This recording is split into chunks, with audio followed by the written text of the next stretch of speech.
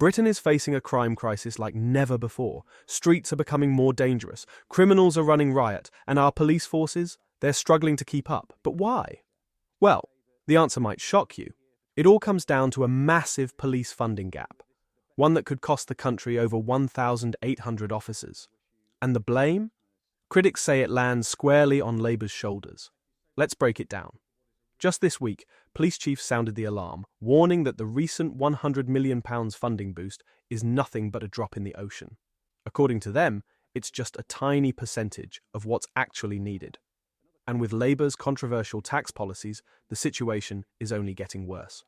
Shadow Home Secretary Chris Philp didn't mince his words when he called it a crisis of Labour's making. So, what's the real impact of this shortfall? Let's talk numbers.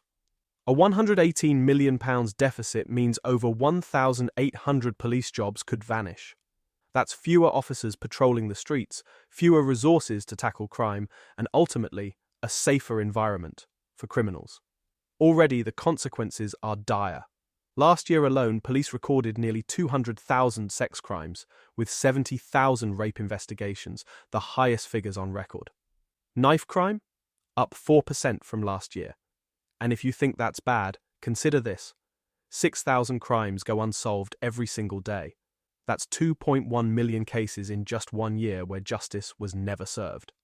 Meanwhile, Lincolnshire's Chief Constable Paul Gibson has issued a chilling warning. Without urgent funding, his force alone could lose 400 officers. Recruitment cancelled. Job cuts already happening. And this isn't just Lincolnshire. Forces across England and Wales are grappling with similar crises. But how did we get here? Labour's economic decisions, including what critics are calling a national insurance tax grab, have put even more pressure on an already stretched police budget. So, while the government promises 13,000 new officers by 2029, many fear it's just shifting existing officers around rather than bringing in fresh recruits. So, what do you think? Is this a Labour-made disaster, or is the problem deeper than just party politics?